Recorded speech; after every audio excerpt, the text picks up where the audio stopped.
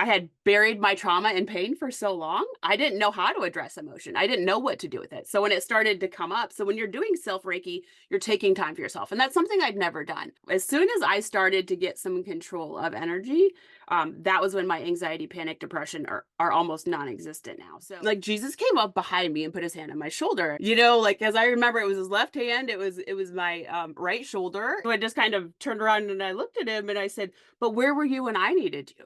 I've needed you all of these years, and I especially needed you. Why did you take her?"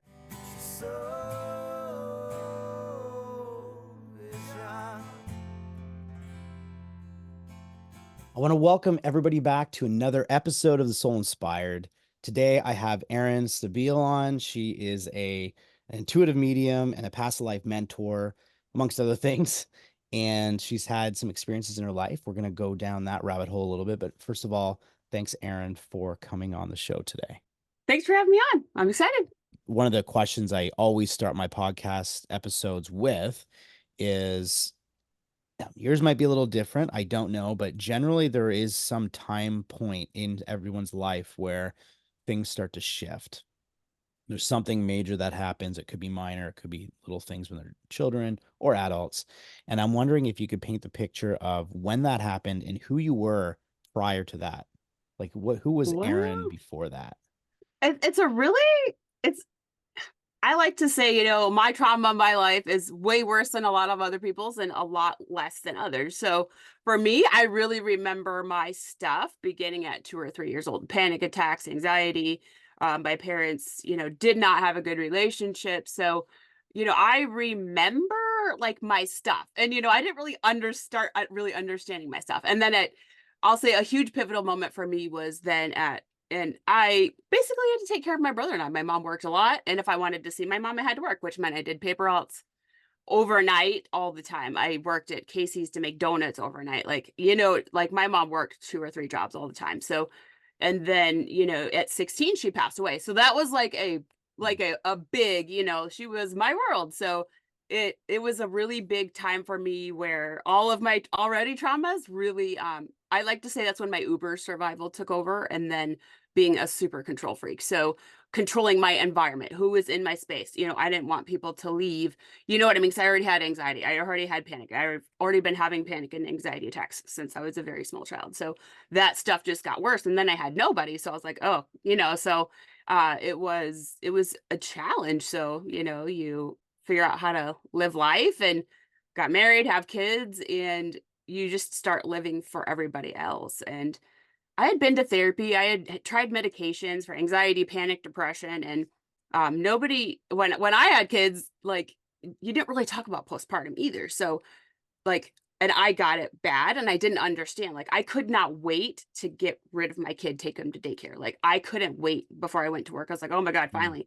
I was like, that's not right. You know what I mean? I was like, I was like, I don't people are like, "I wanna leave my kid." I'm like, "I cannot wait to get you." So, like, I didn't really understand what was going on, and at that time, Yeah. doctors did not really talk about it. So, it's not like I'm super old, like, my oldest is 19, so, it was not a big thing. So, like, I had 2 pregnancies, and then each one I had the depression, and then you're taking care of other people, and you just start self-sacrificing in your anxiety. Then you're having anxiety for 2 other humans that you bring into the world, and everything else you gotta take care of for them. And for me, that was kind of this culmination at 39. In 2012, I had an accident, and I like broke my ankle and tore my ACL on my left leg. It was like up under my head.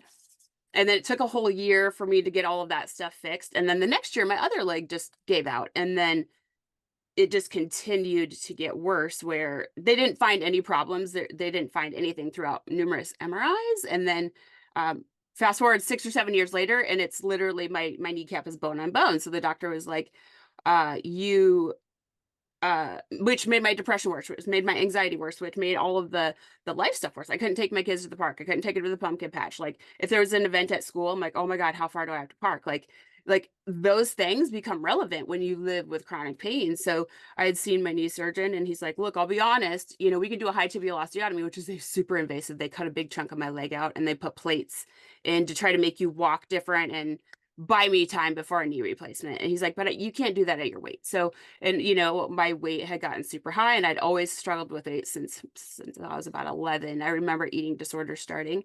And I was like, okay. So I kind of talked to my husband. I was like, I think I just need to have the gastric sleeve. And gastric sleeve, they kind of cut out most of your stomach. They leave like a banana sized part of your stomach. And it took about a year for that process. So I was 39 at the time. And I just, in that recovery, I just said, I need something because I can't, I hate my life. Like, even though I love Mm. my husband, I love my children.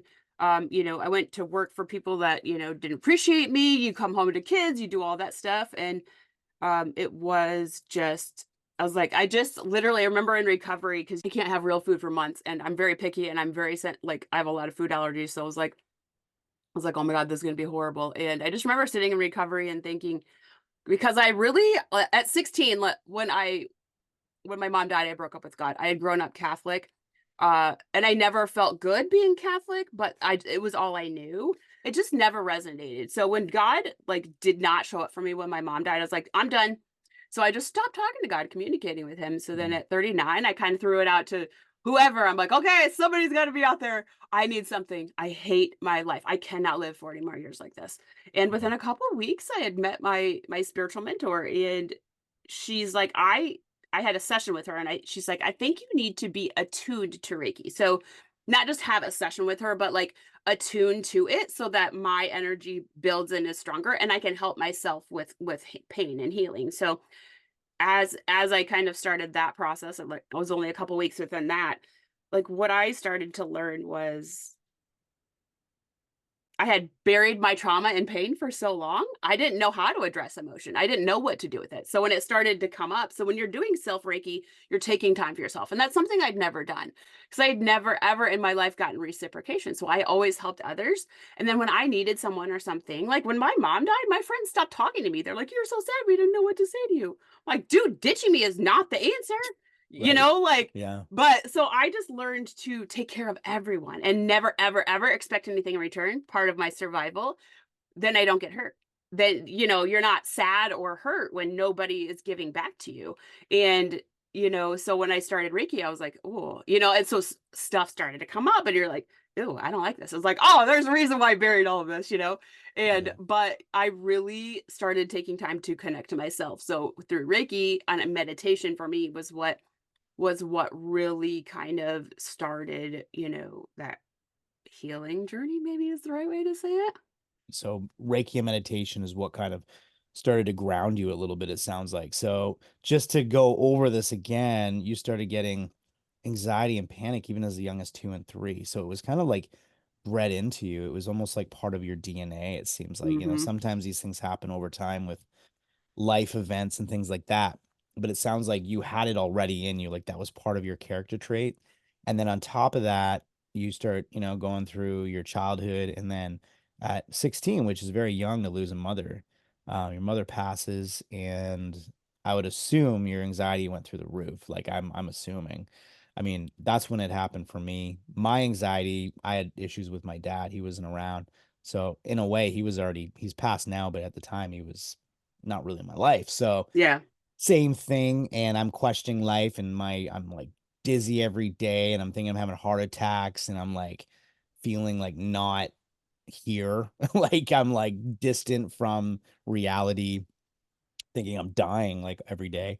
So, my anxiety went through the roof, and that's when I really started getting into near death experiences. And that's why this channel really has a lot of near death experiences and stuff, is just because of that passion I have for that and the spiritual realm. So, but it sounds like you were going through all this, and then you went through your life. Like, I love how you painted the picture, but like, you're like, had some kids, got married, all these things.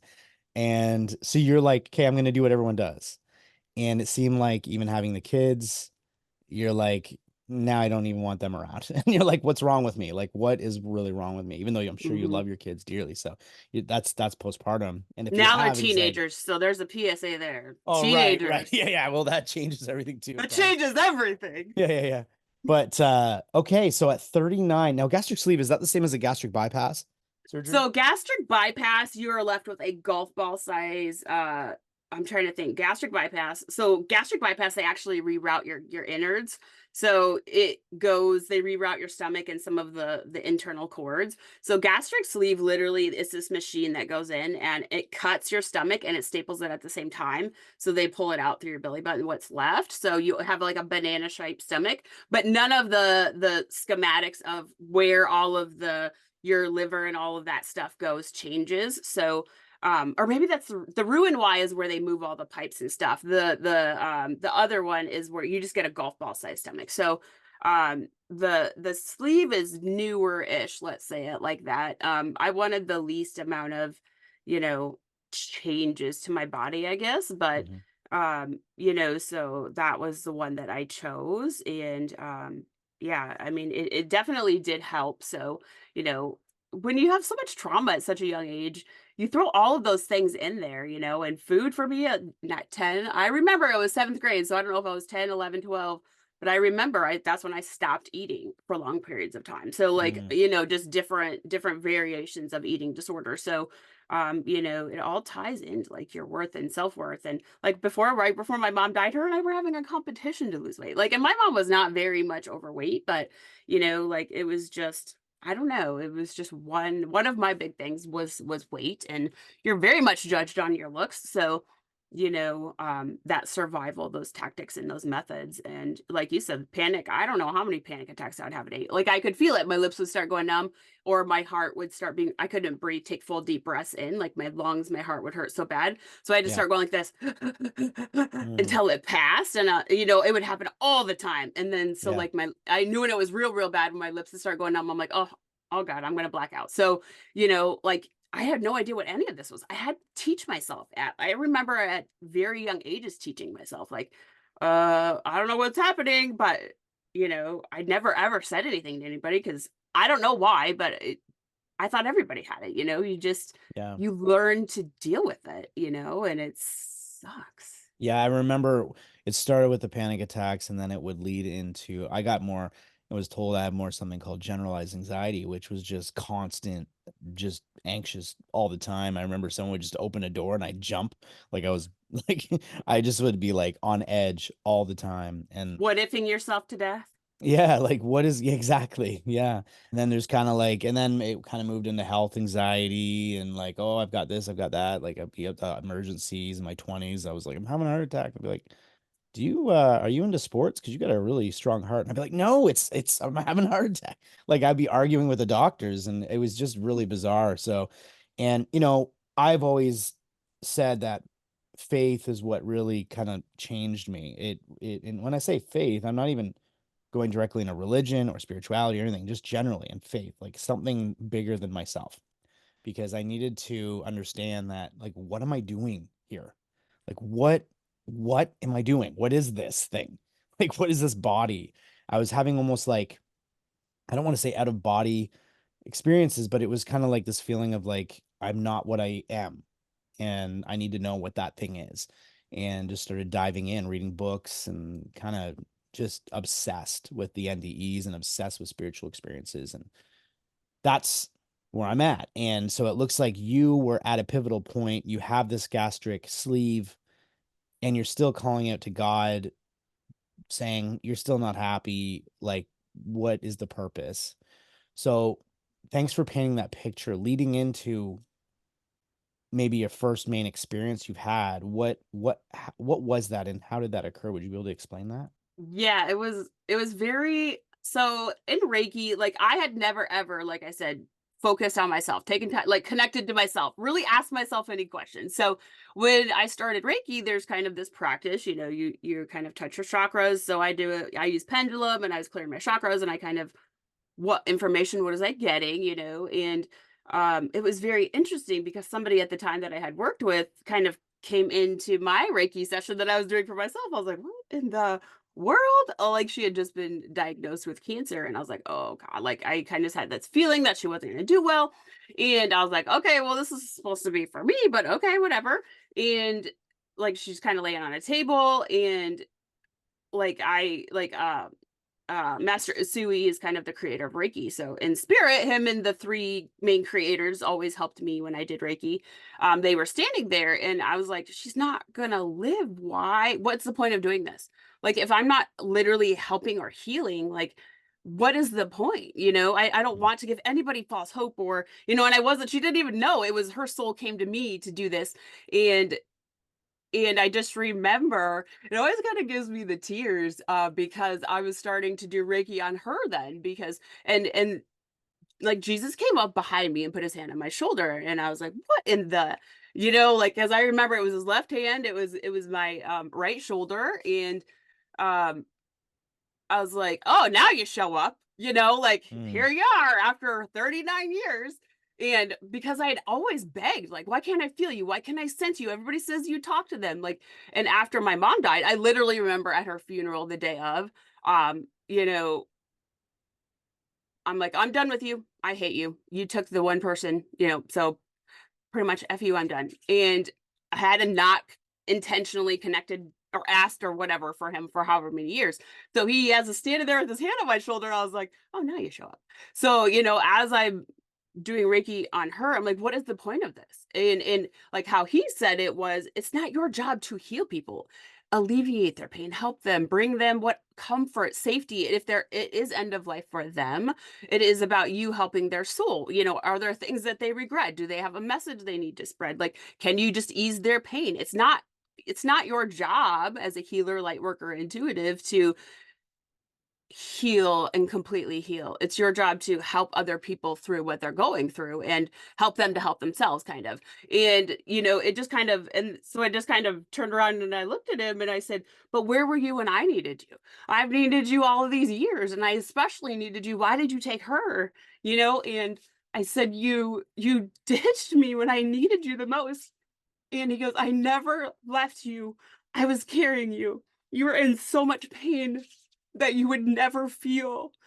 It's crazy. Every time I tell this, I always get tears.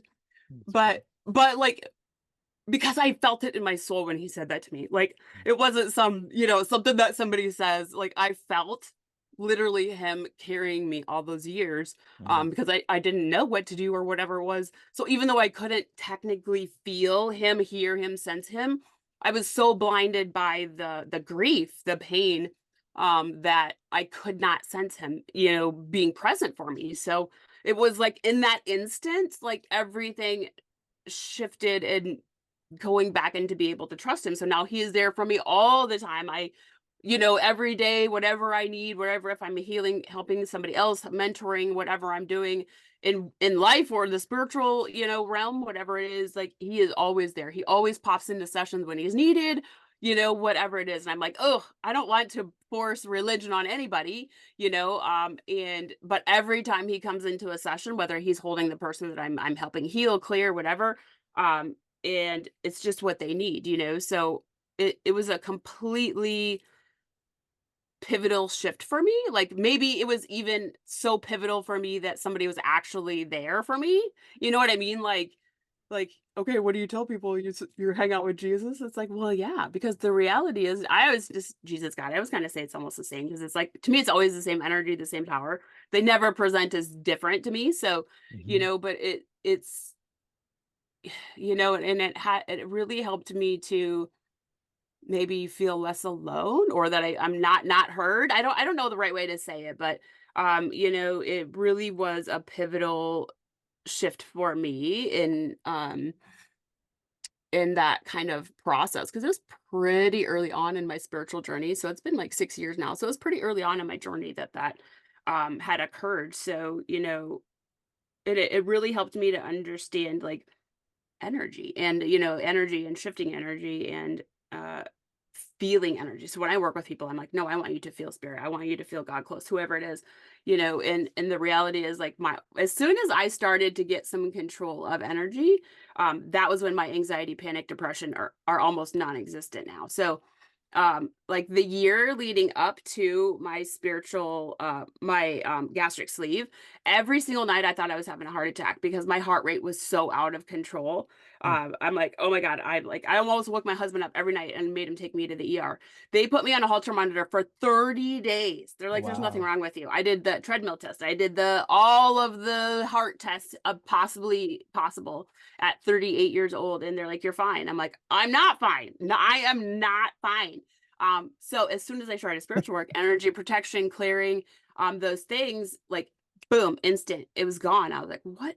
So what I learned and realized was, yes, I was always helping other people, but I was taking on their problems and Mm. making them my own so that they could feel better. So like the energy totally affects your, every single day, your every thought. Like if you felt fine and you talk to, sad Mary in the office who's the energy vampire, then you feel sick and you feel yucky and you feel angry, then like people, places, things all hold energy. So it can really, shift things, and it can really completely change your energetic self too, your anxiety, your panic, your depression. Like when I said earlier, I felt it, I felt yours kicking up. So that's how mine works. I feel, know, sense, hear other people. So, spirit helps me do that. And that's just, I know if I'm getting ready to work with somebody, I'm like, oh, like, God, it's strong. They're either nervous or whatever it is. Like there's something coming up. So now I'm really trained with how I can sense and know other things. Like I'm just not open or available. Let's just say it like that. So it's a totally different space and energy when you have those like kind of simple methods, but man, they're life changing. Thanks for sharing. I said that before, but this one is even deeper because this is a personal experience you had, right? You did Hmm. this during Reiki. Hmm. So you had this Reiki session, Jesus shows up.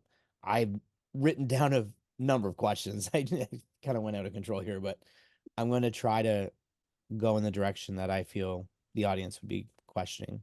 Sometimes I get those right on, sometimes I don't. Um, but one of the first things I want to ask you, when you had this moment during Reiki, I don't know if you were doing meditation at the same time or if it was just Nope. a Reiki. It was just I usually mainly just do Reiki. conscious. Yep. Okay. And you felt the hand of God or hand of Jesus on your right shoulder, I think you said. Yep. It was like his left hand and it was here. I just remember because he just kind of came up behind me and I could feel the energy. I was like, oh Jesus. Like I didn't know what it was, but I was like, oh God, Right. and it was a huge energy, and I was pretty new in the whole spiritual realm, so I didn't really know or understand, but it Did was it pretty. did it feel like dreamlike or what was the feeling? Like if you could best describe from this reality that you're looking at me right now and we're talking, is it the same feeling you had? Or how would you describe knowing the knowingness that he was there with you? It it was very foreign to me because like I said, wasn't really somebody who had joy or emotions. I stuffed it down. So it was very overwhelming for me. Like it was kind of this bawoosh. Like as soon as he said, I was carrying you. You know that footprint thing that you see, like the kind of the God saying. I'd seen that my whole life, being Catholic. That's one of the things. But I was like, yeah, it's such BS. You know what I mean? But when he put his hand on me and I was like, oh, you're finally here. Finally you show up. But it was when we started to talk about, losing my mom and him not being there. And when he said, because it was as soon as he said, it was almost like I needed to trust, maybe, I don't know the right way, but as soon as he said, "I, uh, I was carrying you," that was how I was supporting you. You couldn't feel it, and it was, like, Mm. instant. It was like this flood, this rush, this, like, whoosh, like, it was this whole just energy shift in feeling, and it like I said, I'm not a big emotional person, I'm not a big crier, but it was so big and pivotal for me that it was just something that I really don't forget. So it was just this very big, overwhelming, and I never really felt, I say I felt emotions when children came out of me and things like that, but like it was just a different, like, oh my God, you have actually been there for me this whole time. You know what I mean? Like this, you always ask, like there, you hear in church your whole life, like, you just ask for God, he's there. And I'd never heard him, I'd never felt him call to me, I'd never felt, and all of a sudden, after 39 years, he's there, he's listening to me, and I was like, oh my God, it was just like the biggest, like warm and fuzzy feeling. I guess it's really, I'm so used to it now, so it's kind of hard. But that at that time, it was just like, very much like a big, warm kind of, I always call it the whoosh energy, the whoosh, like Yeah. knocking you off of your feet type of shift. And it's like I remember how it feels and senses, and it's also really hard to describe. It's just this, it was almost like I was able to let my guard down and I didn't have to keep protecting myself against the Mm. world because, uh, you know, finally he came forward. Finally, somebody stepped up for me. Finally, you know what I mean? It was almost like I was allowing myself to receive it, Mhm. and it was just such a powerful, I don't know. I didn't need any other validation. As soon as he said it, I knew it, and I literally felt and saw him carrying me all of those years. So like it was not even a second thought in my mind. I think what just hit me is when you said you were able to let your guard down. That speaks volumes right there. It's kind of like when you have a parent and you just need that you cut yourself on your leg and you're like, I don't care about the rest of the world, just take care of me. Like you're just like Mhm. you kind of just like get you just gave over to that moment. Did it shift you immediately? Like you went from were you ever a non-believer in the I spirit never realm or life not or believed in God or, that he created us. I've always believed that, he created us, but evolution is what took over. Mhm. It's something him and I talk about. But I never technically didn't believe in a greater thing. I just didn't believe that he was there for me. So, Mhm. I never like succumbed or, turned, what is it, atheist. It was never like that for me, but I just stopped calling on him intentionally, asking him, whatever it was. I just really at 16 after my mom, like that day, I literally, we were in the funeral home. No, we were in the church basement eating the lunch thing. And I was like, okay, I'm done. Like Mm. and I was like, I'm done. And that was it. Like I never called on him again you know, Right. uh, until he just appears. I was Yeah. must have just been like, oh, finally she's ready. You know what I mean? Like, Yeah. okay, she'll I accept think me now. I think one of the reasons I was asking about like if it shifted your perspective because I think a lot of people listening would be like, okay, they're living their daily lives and then Jesus appears to them, puts their hand on your shoulder. I would think a lot of people would have a almost like a cultural shift if they all of a sudden were like, oh, this is real. Like I am being taken care of and he is there for me, or he, she, it, our energy is there for me. And you said when you were talking about, why weren't you there for me? And he said he was carrying you. What was interesting to me is that during all those years that you were going through that, not that you were being selfish or anything like that, because life is, we come here and we have to deal with life and it is a challenge. Like there is things that come up and you're like, why would I do this to myself? Like Yep. where did I sign on the dotted line? Like what was I thinking? So you go through these things. And what interests me the most out of everything you just told me is that he showed up to you when you were showing up for others. Hmm.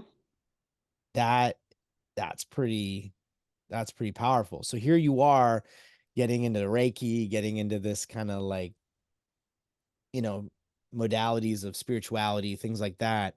And now you're learning, oh, I still have to be for this person, but and you're questioning it. You're like, how do I be for this person if they're ill or like what I don't want to be a fake. I don't want to be. And then he shows up. Well, this is what you got to do. Almost like, hey, you're doing some of my work, so let me help you out. And Hmm. you're like, what? You're there now? So that's the way I'm interpreting how this all Yeah. occurred. Does that make sense? Yeah. And if it was just a session for myself, I probably wouldn't have accepted it. But because and I'd always, most of my life, focused on helping others. Like I said, from a very young age, I could read people. I could read their minds. I knew what they needed. I could sit next to a serial killer and get out whatever of them. And it's just something that I've always been able to do. I did not understand that it was intuition, spirit, things like that. But, because I was helping her and I was asking, like, how could I do this? I don't ever want to give somebody false hope if they can't heal, if they can't, I have witnessed a lot of death and dying in my life and started at a very young age. So I don't ever want to mislead. So, you know what I mean? I was just like so new and that, like doing it like with more intention, let's say it like that. And I was just asking those questions and Master Asui, and I was just like, how can I take responsibility? What if they don't live? What if, Right. it was that was what gave me, gave him the opening, like, oh, she'll accept me because I'm helping other people. So, or because she's asking the questions, the big questions on, what she's really supposed to be doing, like helping others, healing others. She's already been doing it, but, now she gets to do it with more intention behind it and more purpose. So, I was more willing to accept because I was doing it for somebody else. If it was for me, I probably might not have, we would have had a little tit-to-tan. I don't know if I would have Yeah, yeah. like taken it in at that moment. I sometimes wonder too, you mentioned how once you got into this practice and you started helping others and you started doing the things you're doing now, that your anxiety and your panic subsided. It started to calm down. Once someone understands what anxiety feels like, I always say, once you know it, you know it. It's like Mhm. it's part of who we are, but you kind of learn, oh, I know what this is. You recognize it easier. So that's one thing. But then the other thing I always question, and it kind of goes along with what you were doing at the time. And I've always questioned if having purpose and passion and direction can ease panic and anxiety, because if you're kind of off course, like if you're doing things that don't resonate with who you are at your core, I think that progresses your anxiety. I think it makes it Mhm. worse because it's almost like you're running into the anxiety. Whereas when you're in passion and purpose, you're like running the other way because you're doing work. You're doing the work that you were intended to do. So it's like trying to catch up, but it's gone. But you always got to be careful it doesn't catch up, right? If you Yep. stop that passion, if you stop doing the things you love, all of a sudden it's still there. Yep. And I think if you can understand that, it's easier. But I guess because you said that once you got into this work, that started to kind of go away. Do you think it had to do with the fact that you started becoming passionate? Did you start becoming passionate about this work, or did you feel like you were kind of being guided into it? So how I started to do it for others intentionally was because it helped me change my life, my anxiety, my panic. I like to say it's like taking the weighted blanket off of your life. Like every time I would do a meditation for me to heal, that's how I used the biggest way to heal. Like I remember this one, like I said, I've witnessed a lot of death. Not just death, dying. Long, sad, hard dying processes starting from the age of 9. And like I was meditating once and I was like, what is it with death, dying? Like why do I have to witness it so much? Why, and I didn't really realize how much I was holding on to, but like all of the people that I had witnessed slow death dying were lined up on this beach. And every one of them apologized to me. They're like, "We're sorry you had to go through that. We're sorry you had to witness that. We're sorry." Like my mom died within 5 weeks. She died very quickly when she got diagnosed. So, I was with her in her hospital room every night. I'd drive an hour and 15 minutes. I would sit with her, then I would drive home, I would go to school, then I would drive back at night. And then, like it was just part of my life. And each person on that beach, like they just apologized. And it was like I just felt the weight coming off of me. And then at the very end, the hardest one that I witnessed at that time had been 6 years ago was my grandpa. When I was 9, he had a lot of bad cancer, and he would snatch me when I would get close and be like, "Why would you kill me? Please just kill me." And like I was 9, so like Wow. I did not want to get close to him because he did it every he was having war flashbacks, and like he was in the living room, and it was Mm. horrible. And they're like, "You gotta go, Sam, you gotta go." And I'm like, "I don't want to." Because every time I Right. did, he would snatch my clothes and he would pull me to, "Please, why won't you just kill me?" And I was like, "Sweet Jesus, I didn't know that I was, had taken on so much." So at the end of that, and he goes, "I'm sorry." He goes, obviously I know that he didn't know what he was doing. But he said, "You can release it now." And then literally, like, they had me unzip myself, and it was like I shed all of that, and I literally Wow. felt it coming off of my soul. So like that was how my healing process was working, literally. Like I needed to see it. I went in to meditate for one reason, not all these plethora of reasons, but allowing myself to shed. And I think it's such a multi-layered question what you're asking too, because we learn to survive life at a very young age. Mhm. Whatever age we're Wherever we're born into, whatever, we learn to survive. And I learned at 2, 3, 4, 5, like, when my parents finally divorced by third grade. Like, second grade, I mean, it just wasn't great, but second grade, I was making sure my brother and I were getting up for school. I was making sure we were, eating. I was making sure that we walked to school. I was making sure we were getting home. Like, as my mom worked a lot. I made sure we ate at night, groceries, laundry, or not groceries, but like laundry, food, all of that stuff, and it was just what I did. You didn't think about it. But now as I'm older and I'm processing those things, like I had to learn to survive. I loved my mom, but she was not there for me. She did not protect me. She did not take care of me, and it's a hard thing to admit when you love somebody, but the Yeah. reality is, but we learn to survive our lives and however we need to do that. So as you grow up, like I have 2 college degrees, I have a ton of spiritual degrees. I put myself through college. It was important for me to do that. And, I have a 25 years in marketing and graphic design, but,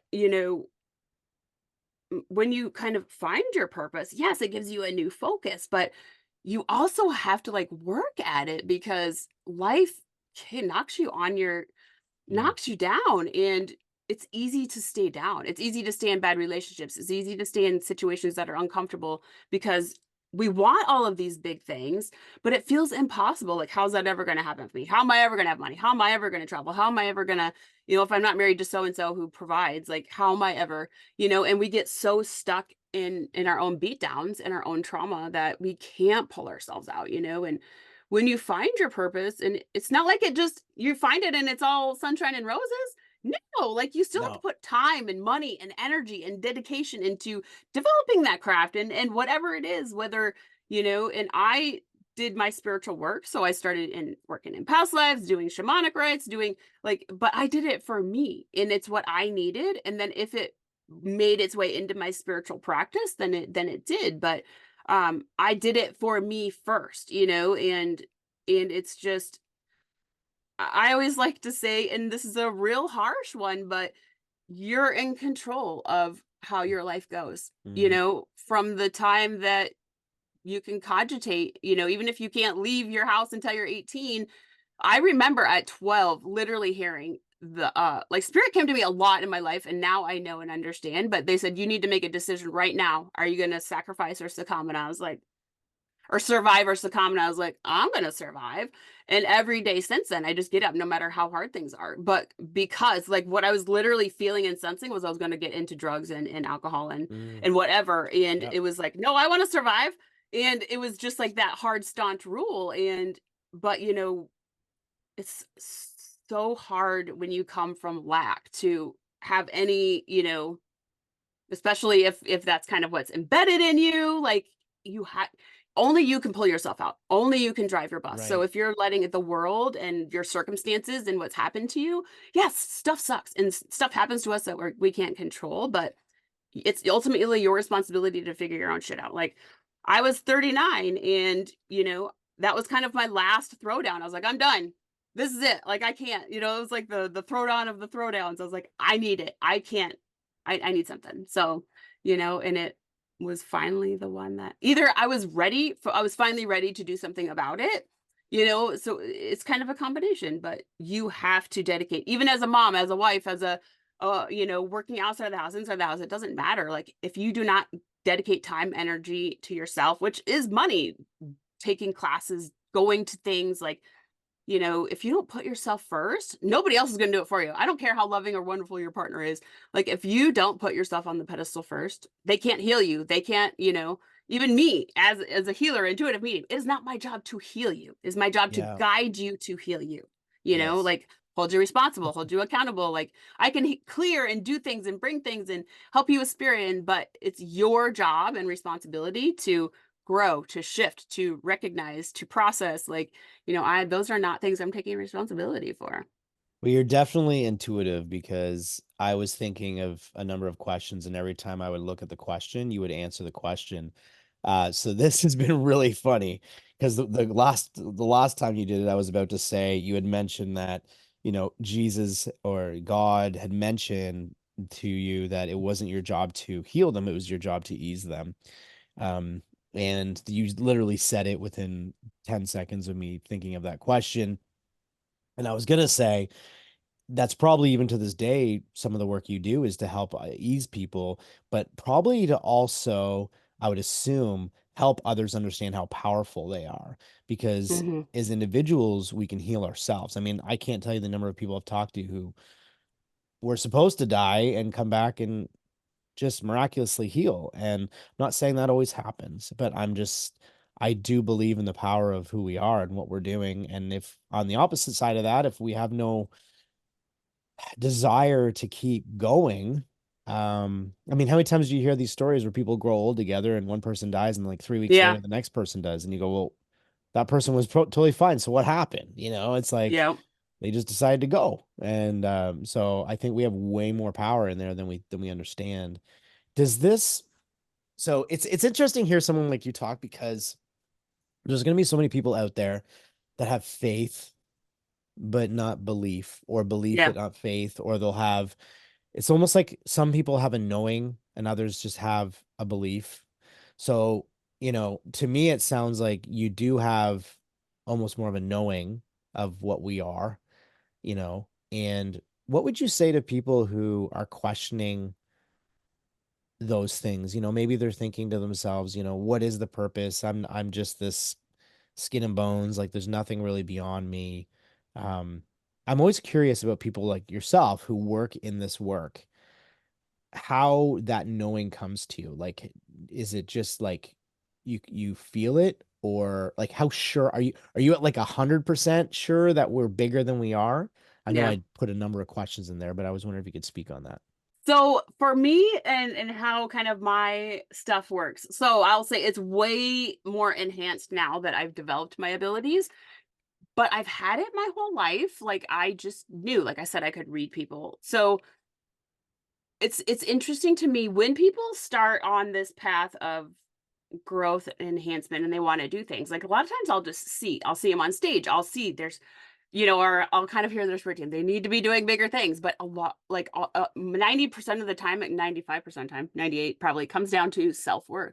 And it comes down to how much do you want it? How much, how much are you keep saying that what you want, but you're not doing any, you're not doing enough behind what you're asking for. So you're not doing enough of what you say you want. You know what I mean? So it's like changing a habit, changing a thing. So, for me, I really this kind of depends on the person. Usually, like I said, I can feel people's anxiety kicking up. I know their thoughts. I know what they're telling me versus what's actually happening, how they're treating themselves, how a partner, friend, coworkers, clients are treating them. So all of that stuff just compiles and exacerbates. So, everybody's just a little bit different in that realm. And it's everybody is unique and different, just like our fingerprints. None are the same. Like nobody is the same inside either. So everybody's got their stuff. And, I can't say, hey, you just need to heal from your trauma. I mean, I will say it, be like, hey, you need to figure out ways to you know, um, you tell me that you're doing this, but I know you're not. So, and I have Right. clients that are like, well, it's not working. I'm like, you're not doing it. So it's not going to work until you do it. So, not that I am ever mean, but it's more Yeah. people don't need light and fluffy. People need some, people in their lives to be real with them, to be honest. Like you want to get to this level, to this place, to do these things, then you're going to have to sacrifice. You're going to have to take action. You're going to, and it's a hard thing, but it's very, very amazing and powerful when God, and also like not even a third of people actually do half of what they want to be doing. It's just I life know. gets in the way and it's hard for me sometimes because I know their amazingness. I know their potential. If I ever come across just a totally evil soul, probably, I've met a few, but it's more what I see in people is, oh my God, they're just meant for so much more. Yeah. But I can't force them to do any of it. So, and that's a hard thing for me. And sometimes people just keep coming back for sessions. I'm like, some people I'm like, I can't help you anymore because you're Yeah. not doing anything. So, no amount of me clearing you or doing whatever is going to help because you have to, and Mhm. it's an amazing thing, but it's also sometimes hard to witness people just succumbing and just like their own demise. We are our own worst enemies. And that is what I see most of the time. Yes, we might have trauma, we might have things people have done to us, we've allowed people to do to us, whatever, take advantage, not put up boundaries, whatever it is. But, Yeah. you know, most of the time we're destroying ourselves because we don't have Hmm. faith in ourselves. We would rather stay in a horrible relationship or a bad job than to take a chance, take a risk, and even try to grasp for what you want, or, even if you don't know what you want, like start putting it out to God's spirit universe. I want more. What is my more? Please bring it to me. Let me feel it. Let me show it. Bring it to me in dreams. Like, oh, I'm getting the full body goosebumps. So they're liking this. So I'm surprised my light hasn't flashed yet. But just put it out to God's spirit universe. If you're like, I'm not so sure about God, fine. God, spirit universe, my spirit guides, whether you believe them or not, they're always with you. And Mm, just always say, it's always for my highest and best good. Bring me, show me, take me. Like, what can I be doing? What should I be doing? How do I connect to my purpose? I want more. I hate my relationship. I hate where I live. I hate whatever it is, and start asking. And don't just start asking, but you have to start allowing. I always say you have to ask, allow, receive. Ask for what you want, allow God's spirit universe to bring it to you, and receive it when it does. And receiving is hella hard because we're so used to just doing all of our own things, taking control of ourselves, surviving, like, no, I'm not trusting anybody else. And it's hard when you come from a life of survival to start trusting spirit. It mm, is hard. It yeah. is way hard. So now I kind of just give everything over to spirit. I just imagine it, be like, okay, it's your problem now. You figure it out. And Yeah. but it's a very big, like, trustful process. It takes time. It's like, no, I'm taking that back. And they're like, you can't keep taking it back. I'm like, I'm taking it back. No, I'm done. But it's, you have to start somewhere, and you have to start, you can't just keep saying, I want all these things and take no Mm, action. Like, it is not how it works. God's spirit universe, you have free will as a human being. God, your spirit team, your guides are always with you, but right. you have free will choice. If you're like, if they're telling you, showing you, giving you a sign 1,000 times a day, 1,000 angel numbers, like putting this course in front of you over and over and over, breath work, breath work, breath work, breath work, and you just keep ignoring it, like, that is your sign. Try it. Maybe you'll hate it. Maybe it'll be the best thing you've ever done. But, you know, you can't keep asking for things and never ever trying or reaching out or, allowing yourself to receive. Somebody wants to gift you something, take it. Thank you. Even if you hate it, it's the ugliest thing ever. Thank you. Somebody's thinking of you. They're giving you. Like, you Yeah. have to start learning to Wow. receive. So it seems like take responsibility, trust, and receive. Hmm. That's what I got out of what you said. First take responsibility. That's a tough one for people. It is. Responsibility of your own lives. Well, that's hard for people to hear because they think, how dare you? Like, you don't even know me. You don't You know what don't know I've my been through. life. It's like, you don't Right. know what And I've been through. but a lot of us have that. Like, a lot Yeah. of us have had that. It's at different levels, right? And so take responsibility and then trust and then receive. I remember I've never shared this on the podcast, but it's interesting. I'm at episode going into 4950. I remember it wasn't long before I did the podcast. I one night just had a conversation and said, okay, I'm ready. Like, whatever I need to do now, do it. And next thing you know, here I am. And I'm like, what's going on? Like, I'm talking to people. Okay. I don't even know how I even got here. I just let it go. I mean, I'm a musician as my major trade of what I do, and I'll always be that. But there was like this, okay, I'll just do what I'm intended to do. It's almost like you trust and then you just like get on this conveyor belt and say, okay, just go. And then things will just start to happen. And that's a really difficult thing for a lot of people to understand because everyone's Mhm. always trying to control. Control is so Yeah. we all want to control everything. And listen, it's so much easier not to control things. Just Yeah. let I things, call it the mind free. The less mind free you have, the yeah, easier your life gets connecting to spirit, receiving. Like, the less chitter chatter, anxiety, overwhelming, like, the less mind free you have. yeah, Life is pretty cakeish down here when you're not like, I always call it the Linus cloud, from Peanuts, where you're just like, if you have so much always going on mentally, you have nothing else to focus on but all of the stuff you're creating, or could happen, would happen, should happen, might happen. You're yeah, forgetting about today. You are not guaranteed tomorrow. So if you're so focused on 3 weeks from now, what happens if you die today? What happens if your right. spouse dies today? Like, you are missing your life. You are missing what is available to you right now. Go outside, take the opportunity. Like, it's I have experienced a lot of loss, quick loss, and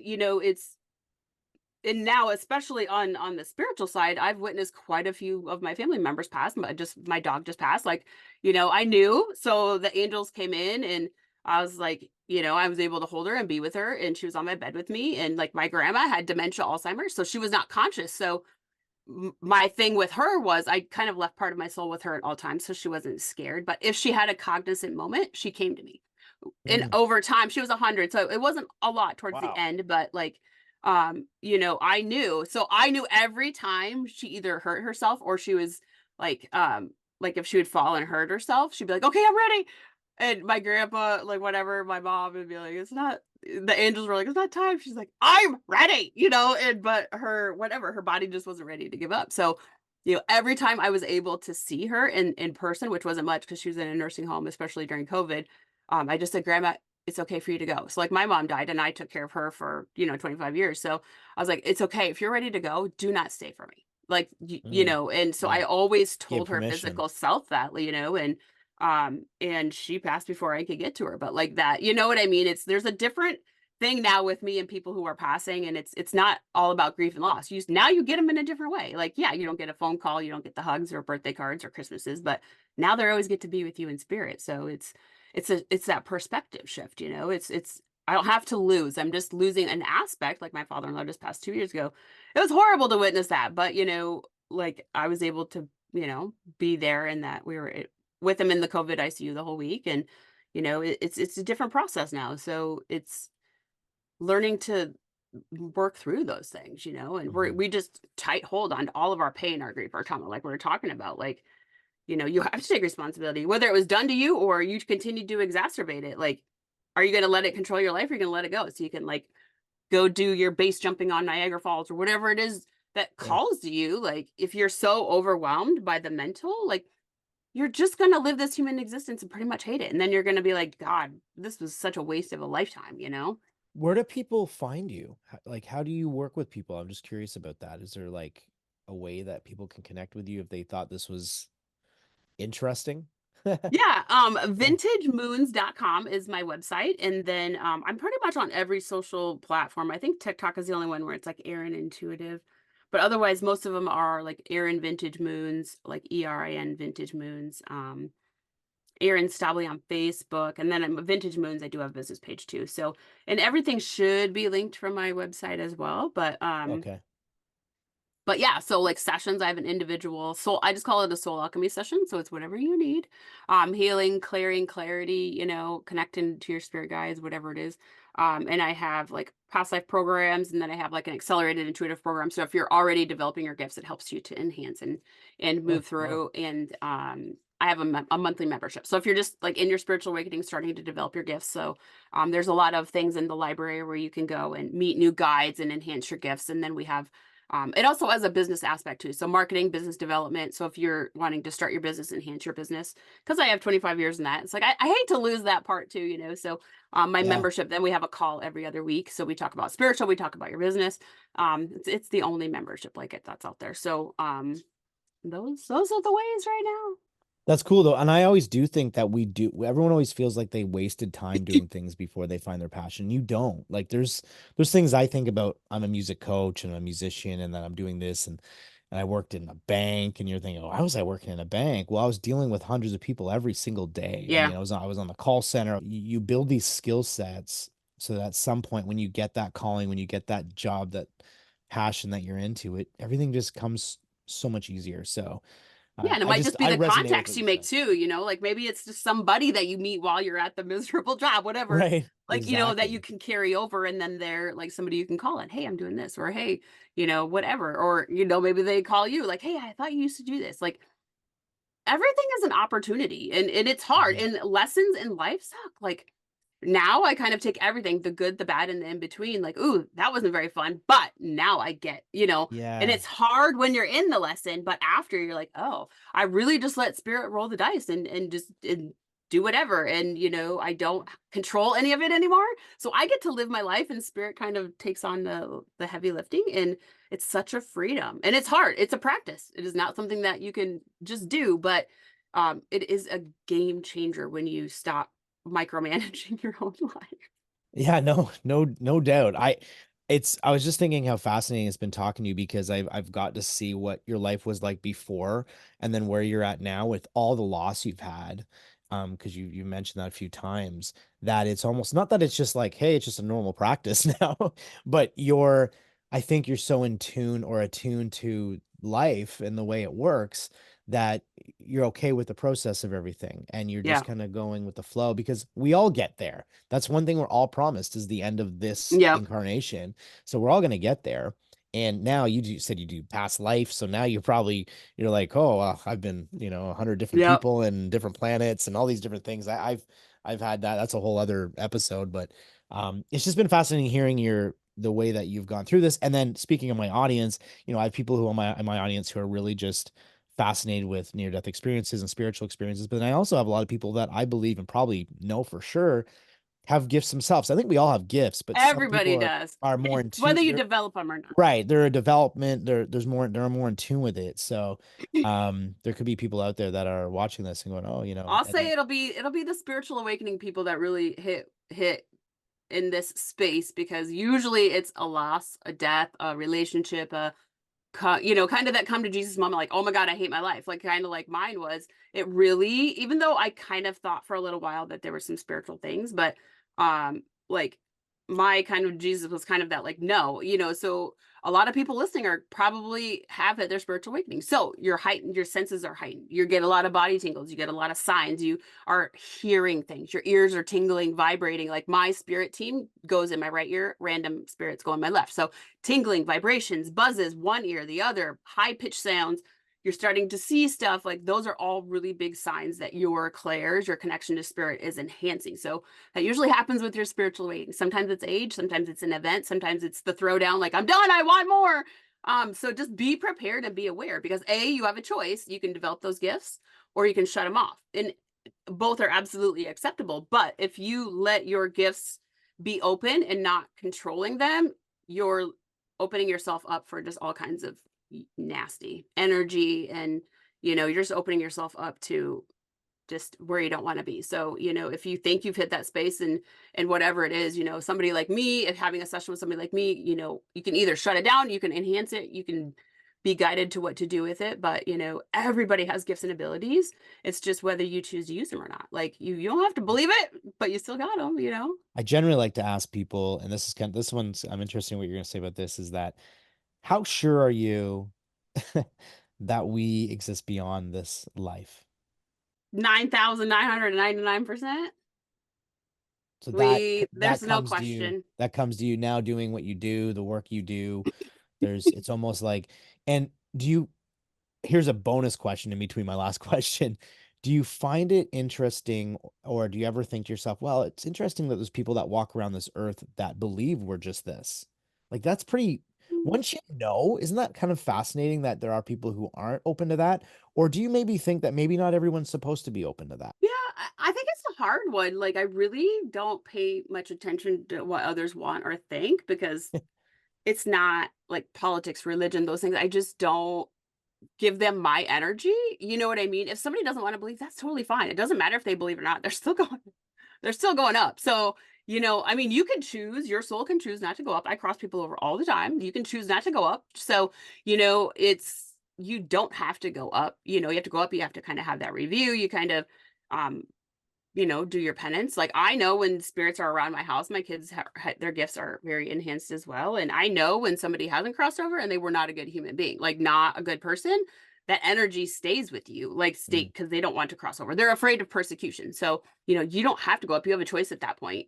So if they're such a disbeliever, a lot of people, quick death, overdose, things like that, they have a hard time. They kind of get stuck because I haven't quite figured that one out. I'm like, why don't you just take them, angels? And they're like, there's a process. And so, that's where I usually end up crossing a lot of people over, because they'll be very Right. confused. But, it's, you still have a choice as a soul. You still have kind of a free will choice to go up or not. And, Mm. um, it's, it's to me, like, everybody just goes up. You have that choice. And if you don't And want to go up, and likely the ones that you banish, like you said, you banish them, they just go wherever they go. That's probably their journey, right? They've got to figure out. hmm It's like I've seen NDEs where people are in this really terrible place and they all of a sudden they see a light and they're like, okay, you know what? I'm gonna go to that because this does not feel good. yeah. And then they go, oh, okay, so that's not up to you, right? That's what you're saying. It's you can No, only it's do so up to the much. soul, really. You still get, like, your spirit guides, your spirit teams are always there for you, like I said, but we have free will choice. So you have to ask your spirit team to be there for you. That's why they're always there. They just cannot intervene. In very, very Right. certain circumstances can they intervene. But If it's really not your time, it's very rare that they can intervene. So if you're like, why won't my guides? You have to ask. You have to ask, allow, and receive. Like if you're not actively asking them for your guidance, support, connection, whatever, then they're just always sitting there waiting for you. If you want your mom to connect you in spirit, ask. If you're like, I've been waiting for a sign forever, it's because your grief is masking it. You're not Mm. paying attention to the little stuff, the pennies moving, the little rose petals, the little feathers. Like that is your mom. Stop overthinking it. You're making it complicated. So, our human minds are complicated and we like to make stuff complicated. We don't like stuff to be easy. I love that. And speaking of being human, the last question I always ask is, why are we here? Why do we We come here? all choose a mission when we start. So I just did this in my membership class. We rewrote our soul contracts. So I'm like, I don't like what I chose to come here for. Whatever it was, the last 45 years hasn't been the best. So I'm starting again. So in my membership, we went into our Akashic records. We started rewriting our soul contracts. So we just sealed them back up last week. But what do we want going forward? How can we change our life? What has happened that we don't like? What do we need to change? What do we want going forward? So it's where you were rewriting it. So like even my son, he's like, well, you said I chose you as your mom. We are kind of arguing, and I was like, Yeah. oh my God, whatever. You know what I mean? But we kind of choose our circuit. And I've talked to God about this a lot. Like, why would I choose to come into a pedophile? Why would I choose to be in a drug addicted family? He's like, it's not as much about why you choose to be with person you're choosing. He goes, it's what you choose to do with the life that you're given. Okay. And are you going to succumb or survive? And that was what I was told at 12. Are you going to succumb or are you going to survive? And um and I'm like, that's very harsh. That is not a very God thing to say. And he goes, no, but that's true. He goes, the reality is I give you life and free will. And, it's up to you to do with it as you choose. You can choose to do good. You can choose to move past what you've been through, or you can, allow life to beat you down. And it sucks. And life is hard. Life is hard. I'm not here saying sunshine and roses. I still have a lot of downs. I'm in some downs right now, but every single day I still choose to get up and try, show up for myself, my family, the rest of the world, my clients, whatever it is. It's just moving on. So your main answer to that too is that we choose the life that we're going to live, but we obviously have free will. So based on those choices, our direction is up to us. Hmm. So that's kind of you why you we come can't here to blame experience it. anybody for anything. Like Right, right. whatever choices we do in the end is up to us. So we can either choose to stay stuck or we can choose to figure out how to claw our way to the top of the hole. Yeah. Well, thanks so much for being here. This has been amazing. I always turn to the camera and say thanks for subscribing, everyone. We had an influx recently again, and sharing the podcast episodes helps others. So if you know somebody that needs something to be said or to be heard, I should say, about what we talked about today, please share it. So like, share, and subscribe. And I want to thank Erin again for being on this show today. Thanks for having me on. So